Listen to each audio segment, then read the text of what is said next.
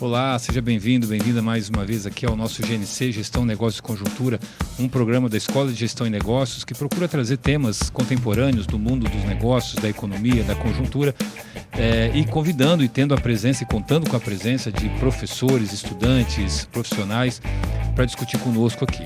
E hoje nós trouxemos um tema que é a reforma tributária.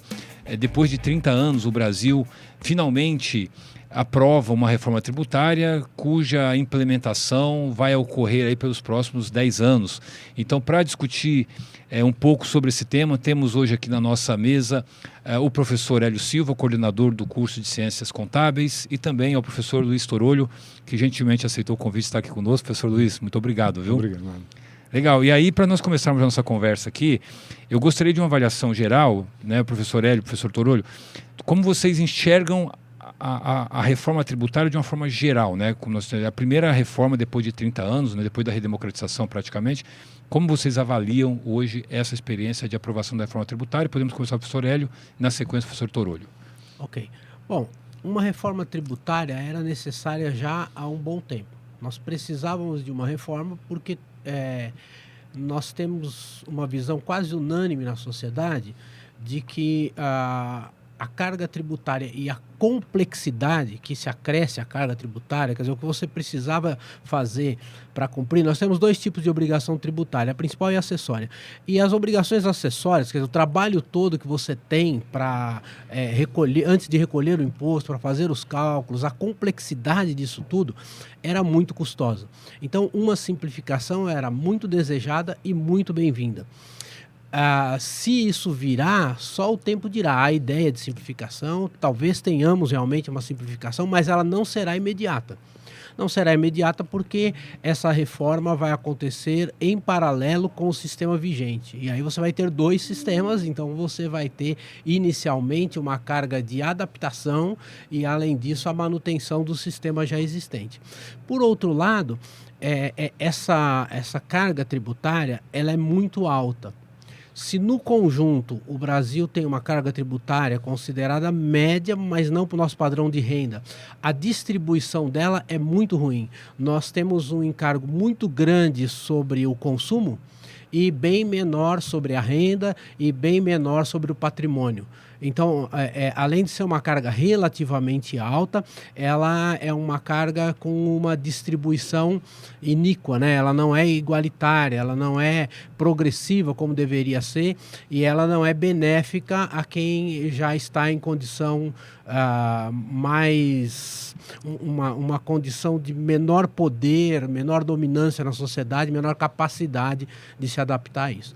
Então, ela é boa, depende da forma como for implantada, a gente nunca sabe antes do fato.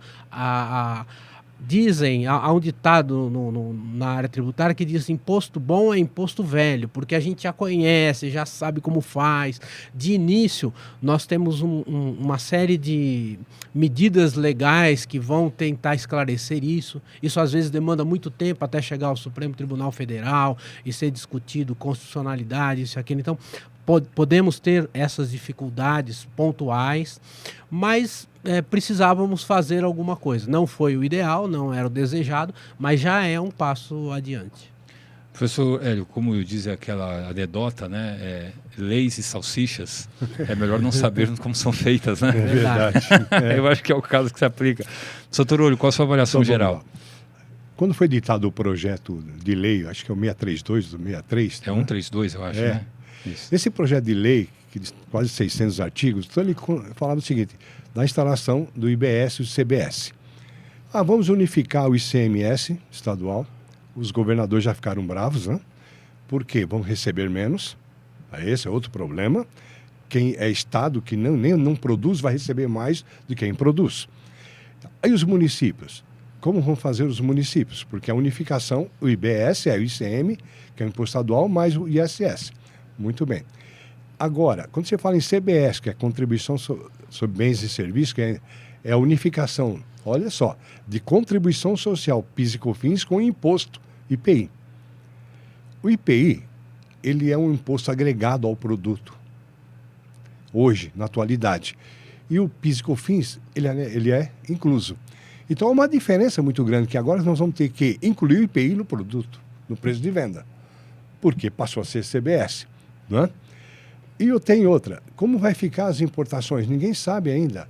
A partir de 2026, por exemplo, eu pago imposto de exportação, eu pago ICM, eu pago IPI, pago PIS, COFINS. Como vai ficar essa importação a partir de 2026? Não, no projeto de lei não especifica como fazer. Muito bem, eu digo que é meio muito complexo. Então, você ter uma ideia, para você imaginar o tamanho da complexidade disso, está sendo por etapa. Todo dia é uma etapa. Hoje o governo federal retirou o projeto da medida provisória no Senado, é o Senado, junto com os deputados também, porque os dois estavam em conflito. Um não manda, outro manda, então tirou. Aí já quer dizer, vamos retroagir. Beleza. Mas tudo bem. Mas o que está acontecendo hoje? Nós temos um ano, 2025, para se atualizar inteirinho. Por quê? 2026 vai ser outro problema nosso. Como ele já disse, será paralelo. Nós vamos trabalhar com 2 sistemas. Um para atender o atual e o outro. Muito bem. Se você vê o problema maior das empresas que tem incentivo fiscal, tem saldo credores de impostos, como que ele vai compensar? Se de um jeito daqui você não vai poder mais compensar na legislação anterior. E esse valor, o que eu vou fazer com ele? O governo não sabe ainda como você vai compensar. Dizem, olha, vai passar uma parte para lá, paga metade, outra metade. Isso é comentários. Muito bem. Nessa reforma, eu vejo o seguinte, demorou. Só que ela foi aprovada em uma semana. Está na reforma, já aprovou, sem participação dos contribuintes. Participaram alguns advogados de bancas, né, famosos do Brasil, tributaristas, até eles estavam bravos a respeito, como os deputados, senadores, coordenaram a reforma tributária. E eles foram contra muitos atos lá dentro. Porque eles achavam que vai dar muita judicialização, ou seja, é inconstitucional. Eles vão brigar muito, que tem muito erro lá. Então, ele está aumentando uma carga tributária para muitas empresas, serviços profissionais, como advogados, contadores, auditores, que trabalham por conta. Saiu de 8% para 30%, quase. Professor, o caso do Simples, por exemplo, que tem muitos profissionais que estão enquadrados no Simples, né? Tem. Eles poderão continuar a fazer opção por Simples? Vai. O e Simples continua. Porém, é o seguinte, se o Simples for serviço, tudo bem. Se o Simples for comércio e indústria, vai dar problema. Por quê? Eu, como industrial, eu vou comprar do Simples. E eu vou ter direito ao crédito 100%. E o Simples, como é que ele vai vender sem imposto para mim? Essa é uma dúvida que surgiu até na palestra que eu contabilizei. Como que ele vai mandar o dinheiro para mim? Então ele vai ter que falar, olha, eu vou ter que repassar uma parte do Simples do imposto para você, aí você é para consumidor final, não contribui, então vou passar outra parte. São preços diferentes. Mas no conjunto da obra, você é otimista, pessimista com esse processo? Meio a meio. Meio a meio. Porque quem vai fazer o preço de venda sou eu, faço na empresa. Formar o preço de venda, um orçamento. Eu não sei nem como começar. Não sabemos ainda qual é a alíquota efetiva. Qual é a alíquota que nós vamos trabalhar. Tá. Porque hoje está fácil você trabalhar. Professor, assim, ouvindo vocês dois aí, uma coisa que me ocorre aqui é que há um nítido conflito de interesse, né? Aí, tem. Que você tem entre os setores. Então, a minha leitura é a seguinte, você tem hoje no país uma carga tributária, uma carga que incide sobre a renda gerada na economia, que gira em torno hoje de 30%, 33% aproximadamente. O governo, aí eu não estou falando aqui de todas as instâncias do governo, quer manter essa carga. Logicamente, toda a reforma ela vai avançar nesse ponto aí da produção e do consumo que você falou, professor Hélio. Mas sempre para preservar essa carga de alguma forma. E aí você vai fazendo as compensações aqui embaixo. Então, se eu diminuir os impostos chamados indiretos, né, que são aqueles que incidem sobre produção e consumo, eu vou ter que aumentar em algum outro lugar. Vai. E um desses aumentos aí é o caso do ITCMD, né, que é aquele imposto de herança. 4 para 8, mas vai aumentar mais. Hein? Deve aumentar mais. Mas a pergunta é suficiente? Não, né? Eu acho que essa compensação ela tem que ser feita por meio dessa nova alíquota do IBS ou do IBS. Aí eu te pergunto, e os outros impostos? Eu tenho IPVA, que eu pago uma alíquota por mês, por ano. Que não se mexe. 4%, não se mexe. Que não se fala. Não vai se mexer. Exatamente. Eu tenho mais outras O cargas. ITBI. É. O ITBI também não se fala. Não se fala, mas vai aumentar. Então eles estão falando que vai aumentar tudo. Tudo que você imaginar vai aumentar. Você está dizendo que a reforma está contemplando o aumento também desses impostos.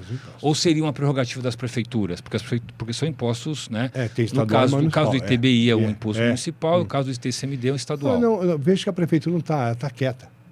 Por quê? Alguns estados já estão cobrando, por exemplo, a herança, 8%. São Paulo cobra 4%. Uhum. Tá? Esse é o problema. Tudo bem. Mas quer aumentar mais ainda na herança. Ou, vamos dizer assim, na herança, você dá uma doação, vai ter imposto sobre doação agora. Quer dizer, tudo eles vão pegar. Aliás, até aquela nacionalização, né, do seu patrimônio, internacionalização do patrimônio, para você voltar como participação, como sócio, não tem isso? Tem. Eles estão querendo fazer agora, mas a alíquota é 27%. Acho que é 27%. Que trazer o dinheiro de volta para entrar na empresa. Que vão modificar a regra também, porque hoje em dia é isento, né? Não está isento. O governo está dando uma chance de trazer o dinheiro de volta, dar entrada no capital social da empresa, né? E pagar, acho que 27% de alíquota. Mas no caso dessas famílias que são, por exemplo, que têm patrimônios... holdings. Que têm patrimônios representativos, né? E aí eles fazem esse movimento, né? Faz holding familiar. Cria uma empresa lá fora, depois... Então, os herdeiros ou sócios, por exemplo, eles ficam livres aí desse imposto de herança, né? Parece que o governo, a reforma tributária está atuando também sobre isso, né? Mas sobre esse não pode mexer lá fora ainda, por enquanto, né? A previsão é de que a elisão é utilizar meios legais para pagar menos impostos. Que a elisão vai diminuir porque você terá menos brechas. Mas isso é previsão, mas nós vamos ter seguramente um embate. Primeiro porque nós somos o país que mais tem advogados no mundo. E eles não vão deixar passar um calhamaço. A gente tem mais de 90 impostos, tá? Por isso que não está mexendo, está mexendo em uma parte. Taxas, né? Entre impostos, taxas, tributos, né? Nós temos mais de 90. Então você vai ter dificuldade em trabalhar com isso. Agora, uma coisa interessante é que isso é parte de um conjunto que não deve ser esquecido. Esse conjunto diz respeito a uma reforma administrativa, porque senão você diz, eu tenho gasto, agora arrumo o dinheiro. E isso é um problema. E diz respeito também à nossa carga de juros. Quer dizer, com o governo tendo uma administração precarizada, se você não otimiza a sua máquina, porque é para isso que serve o imposto, ele sustenta a máquina e os investimentos do governo, em saúde, educação e tal, e uma máquina que faz isso. Se você não tem isso bem azeitado e bem elaborado, bem arquitetado, e se você tem uma carga de juros, de dívidas do passado enorme, você tem que arrecadar. E a reforma, ela só é neutra no momento de implantar. No ano seguinte, ela pode aumentar. E existe um grave risco de aumentar, porque como você tem mais de 5 mil entes federativos, né? Os estados todos e os municípios, você não consegue, você faz uma distribuição hoje sei lá, você distribui alimento pelos quilos do indivíduo, aí você vai mudar para a altura, mas você quer que mudando de um para o outro continue igualitário, aí você tem que fazer um monte de ajuste. Um vai ficar com mais, outro vai ficar com menos. Como ninguém pode ficar com menos, porque ele já tem essa máquina para administrar e pagar, ele vai recorrer de alguma forma para ter mais renda, dentro do que ele puder. E há alguns espaços que os municípios e estados, principalmente os municípios, mas eventualmente eles têm ainda. Eles vão ocupar esse espaço porque vão precisar de renda, os que tiverem a renda reduzida. Você não consegue fazer uma reforma e deixar todo mundo recebendo exatamente o mesmo valor. Alguns receberão mais, outros receberão menos. E quem receber menos vai querer aumentar, e isso vai forçar o aumento da carga tributária, a menos que a gente tenha uma profunda reforma administrativa e também a gente consiga reduzir essa carga de juros enorme. Na sua concepção, então, a gente pode ultrapassar os 33%. Pode, porque carga, ela só é neutra, ela só é neutra no momento de implantar. No momento subsequente, os municípios que tiverem menor receita vão gerar uma pressão enorme, ou em outros impostos, que não esse, ou nesse mesmo. E aí nós teremos uma dificuldade. Para você ter uma ideia, este ano, alguns estados aumentaram a alíquota do ICMS interno. Rio de Janeiro foi para 22%, de 19% para 22%. Tem estado que, Maranhão, saiu de 18% para 20%. Por quê? Já visando a reforma tributária. Então, quanto mais eu ganhar de ICMS, eu vou ter mais um retorno na reforma tributária. Isso foi um grande erro que fizeram. Então, todo mundo reclamou. Ou seja, pô, aumentou a carga. Estava fazendo a reforma tributária, vem aumento do ICMS para todo mundo, mesmo São Paulo que não aumentou. O Paraná diminuiu 0,5%. Santa Catarina diminuiu 1%. Então, alguns estados aumentaram, visando a reforma tributária. Isso foi um grande erro que fizeram. Por quê? Eles querem mostrar que eles vão ter um alto índice do ICMS para ser recebido na reforma tributária. Isso que eu acho um erro, né? É porque a base não é há 2, 3 anos atrás. É a base corrente. Então, alguns estados disseram, eu aumento agora e ele vai ter que me devolver o do último ano. É mais ou menos como dizer assim, sua renda vai permanecer constante com base na desse ano. Aí você faz hora extra, arruma 5 universidades para dar aula, faz de tudo. Você está morto no fim do ano. Mas no ano que vem, você fala, olha, a minha renda era essa no ano passado, agora faz verdade. igual. E esse é um problema E também. tem outra, a reforma tributária, ela está visando só esses impostos. Só que esqueceram do imposto de renda, pessoa jurídica e pessoa física. Esqueceram. Ó, vai ser a mesma. Quer dizer, a empresa vai gerar lucro, isso, né? E ela vai pagar ainda mais 34% de imposto de renda. Oh, peraí, aí eu me perguntaram, já me perguntaram, mas peraí, não é reforma tributária? É, mas o imposto de renda não entra. Nem na pessoa física. Vocês não acham que o imposto de renda no Brasil ele é, de alguma maneira, generoso, do ponto de vista das alíquotas? Se você pegar outros países, por exemplo, países da OCDE, da Organização de Cooperação e Desenvolvimento Econômico, por exemplo, que tem uma alíquota ali média de 40%, 50%. O imposto de renda, eu estou dizendo, das alíquotas do imposto de renda. No Brasil nós temos uma alíquota máxima de 27,5%. Na pessoa física, né? Na pessoa física, Como é que vocês veem isso em relação ao mundo, por exemplo? O Brasil é generoso, não é? A OCDE tem... Se a gente estivesse falando dos impostos que estão sendo substituídos, a OCDE tem uma coisa em torno de 19. Mas a média de renda dos países da OCDE é muito maior do que a do Brasil. Então, isso já gera uma distorção. Em relação ao imposto de renda, existe um problema, sim. Primeiro, porque você tem uma carga tributária que deveria ter níveis diferentes, mas ela se torna igualitária a partir, vamos colocar aí, de 5 mil reais, ela se torna quase igual. E isso, naturalmente, se eu ganho 5 mil ou ganho 5 milhões, ter a mesma alíquota não é justo, é iníquo, né? Você não está prevalecendo a equidade ali, você está sendo iníquo. O princípio da progressividade. Né? A progressividade deveria ser maior. Perfeito. Agora, o conjunto arrecadatório do Brasil para o nível de renda e para o nível de prestação de serviço que o governo devolve, ele não é baixo. Então, isso poderia ser refeito, o imposto de renda poderia ser refeito, aumentar essa carga, mas isso teria que ser compensado minimamente em algum outro lugar, porque senão nós teríamos, o Estado é robesiano, né? Quer dizer, quanto mais ele puder avançar, ele vai avançar. O Leviatã não tem freio. Implacável. E depois você não volta, tá? Você não consegue tem certos países da Europa reduzir que chega a 40% de imposto de renda. Então, você tem alguns países lá que tem a isenção, né? Benefício fiscal, como Luxemburgo, esses países Mônaco. Então, isso é diferente. Mas você vai em Portugal, é um pouco maior que o nosso. Só que o salário deles é maior que o nosso. Tá? Eu acho que ele segue um princípio desse princípio da progressividade, que eu acho que é o denominador comum para todo mundo. Aqui no Brasil nós temos uma iniquidade e um sistema tributário esquizofrênico e injusto, sobretudo. Né? Daí eu digo assim, né? Eu concordo, acho que você tem ali uma ânsia arrecadadora, né? do Estado e tal. Mas isso é potencializado num país que tem essas, né, em que, por exemplo, 75% dos impostos arrecadados vêm de tributos ruins, vêm dos impostos chamados regressivos, né? 25% vem do imposto bom, entre aspas, que é o imposto sobre a renda e patrimônio. Aliás, citando, né, professor, uma frase do falecido Delfim Neto, ele dizia que o imposto é o preço que pagamos para viver numa sociedade minimamente civilizada. Então, e que o imposto e a morte são duas certezas que temos na vida, né? E aí eu acho por isso que a pertinência desse tema de nossa discussão. Mas eu queria só voltar aqui no caso da reforma tributária que está em discussão. Uma das propostas é criar o cashback, que não está muito claro ainda, né, como vai ser isso, mas ele caminha, eu acho que ele aponta na direção correta quando, por exemplo, isenta produtos da cesta básica de impostos.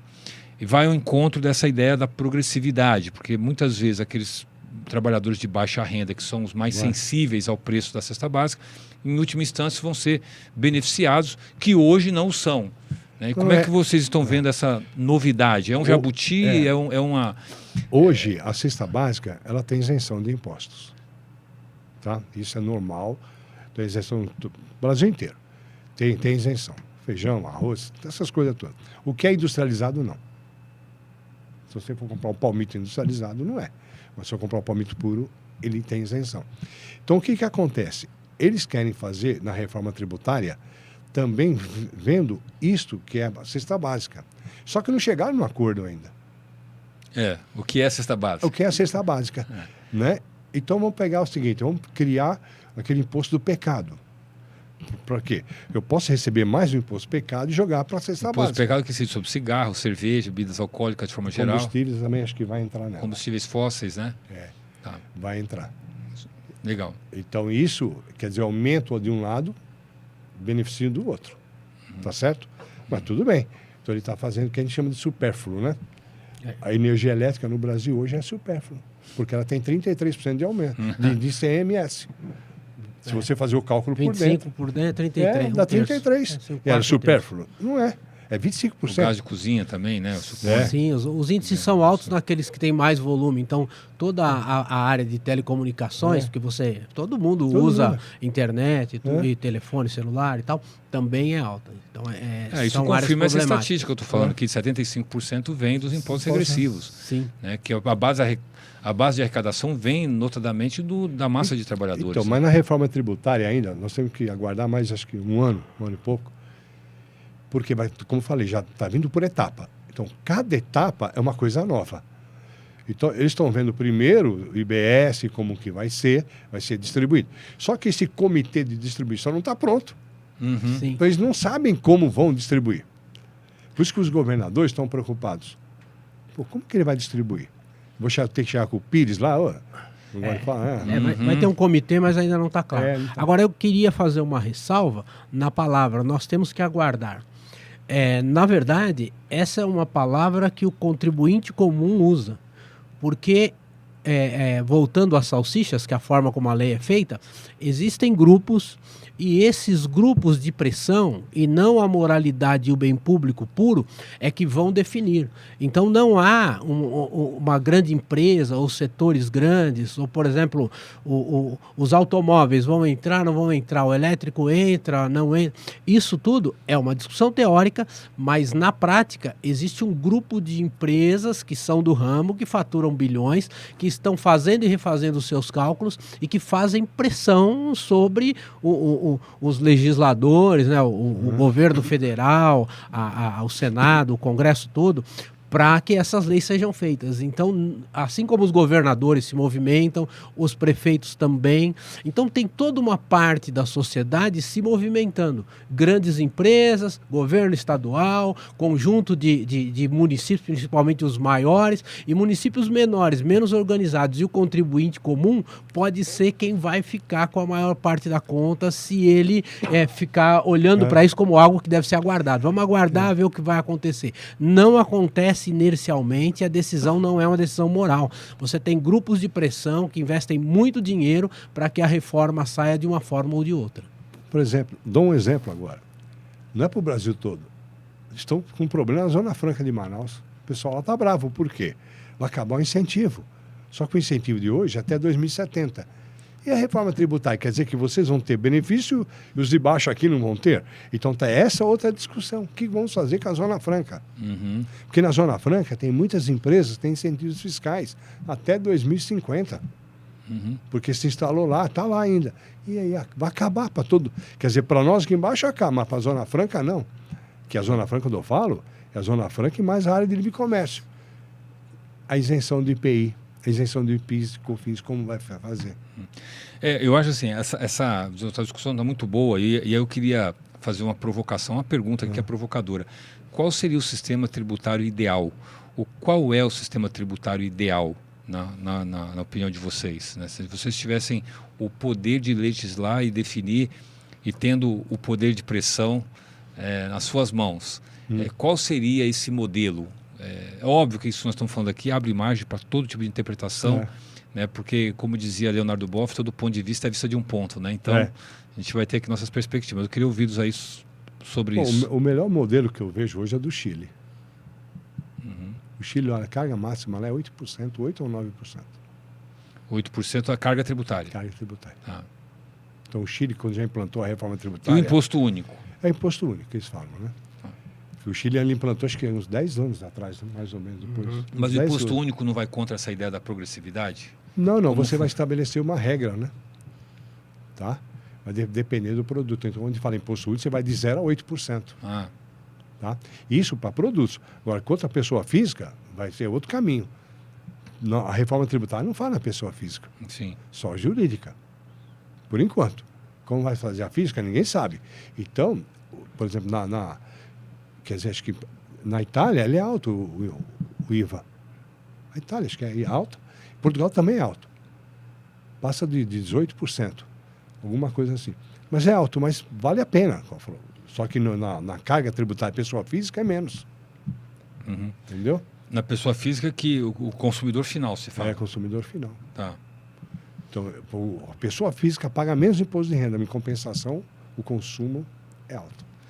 Porque a boa teoria econômica estabelece que a tributação maior sobre renda e menor sobre consumo e produção é a sistemática melhor, né? É a melhor que gera mais neutralidade econômica, né? Não tira a competitividade das empresas, por exemplo, por um lado, e não tira o bem-estar do consumidor, né? Que é o beneficiário final dos bens e serviços que são produzidos.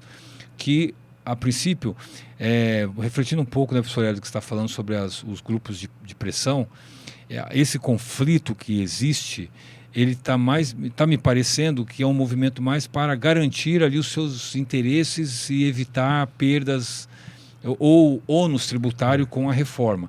Porque, no fundo, o que nós estamos menos discutindo aqui é exatamente os 75% dos tributos que incidem diretamente sobre a renda dos consumidores, né? que não exerce a pressão política e que não tem os representantes políticos legais que façam essa pressão, né? Mas eu queria te ouvir, professor Hélio, o professor Torolho comentou do sistema do Chile. Na sua visão, qual seria um sistema ideal? O sistema ideal, deixando de lado a complexidade, seria realmente isso: você ter menos no consumo, mais na renda e, eventualmente, mais sobre o patrimônio. A dificuldade é que você tem os grupos de pressão e, de qualquer forma, você acaba tendo uma série de divisões que são criadas mais para toldar a visão do que para permitir justiça. Que é mais ou menos o seguinte: mas nós precisamos tomar muito cuidado porque é muito diferente quem consome carne de segunda, de quem consome um produto importado, de quem consome um produto mais nobre. E aí você cria toda uma dificuldade para criar igualdade, quando na verdade a igualdade é muito mais simples, né? Nós tínhamos os casos das aeronaves não tributadas, que agora uma dificuldade que parece que será sanada na reforma. Você não tributava um avião e tributava o indivíduo que tinha um carrinho ali, coitado, né? Pago com o suor do rosto, um carro 1000 com dificuldades e tal. Então, eu acho que são essas propostas mesmo. Deveria ter mais sobre a renda. A ideia é muito simples: quem pode mais, paga mais; quem pode menos, paga menos. O governo gasta o mínimo possível para operar e distribui inversamente. Quem pode menos, recebe mais; quem pode mais, recebe menos. Só que, na prática, essa questão tem se mostrado quase insolúvel no mundo inteiro. Embora os países que conseguem sustentar uma alta tributação são países em que a população consegue ver essa distribuição como relativamente mais justa. Ele fala: olha, 50% do meu salário vai embora, mas aqui todo mundo tem assistência médica, aqui se você ficar desempregado, mas é alguém que quer trabalhar, tal, nós vamos sustentar por um período longo. Irlanda. Então, essa possibilidade de você verificar justiça social permite uma taxação maior. Uma taxação que no Brasil chega a ser brutal sobre o pessoal de renda média e baixa, é muito complicado ela ser aumentada porque ele não percebe esse retorno. Então, e todo mundo, quem é beneficiado pelo sistema e quem é prejudicado pelo sistema, critica o sistema, mas na hora da repartição ele está preocupado, né? Como é que eu vou fazer para manter a competitividade do meu produto, da minha empresa ou mesmo a minha pessoal? Que é o problema do imposto sobre a riqueza, sobre grandes fortunas. Você fala, é muito fácil de se inscrever, mas você corre o risco de, como na Argentina, de repente os ricos saíram todos do país. Porque quem não pode sair do país é quem tem pouco dinheiro. Com muito dinheiro, qualquer lugar te acolhe. Eu acho que a questão da eficiência do gasto e eficiência do Estado na aplicação dos impostos arrecadados é uma discussão que faremos no próximo programa, fica aí na nossa listinha. Bom, queremos mais uma vez então agradecer aqui a nossa audiência, agradecer ao professor Tororo. Professor, muito obrigado pela presença. Professor Hélio, como sempre, sempre juntos aí na parceria. E convidamos vocês para a próxima edição do nosso GNC, Gestão, Negócio e Conjuntura. Uma excelente temporada aí de reflexões sobre essa reforma tributária e já convido vocês para o nosso próximo programa. Esteja conosco. Um abraço, até mais.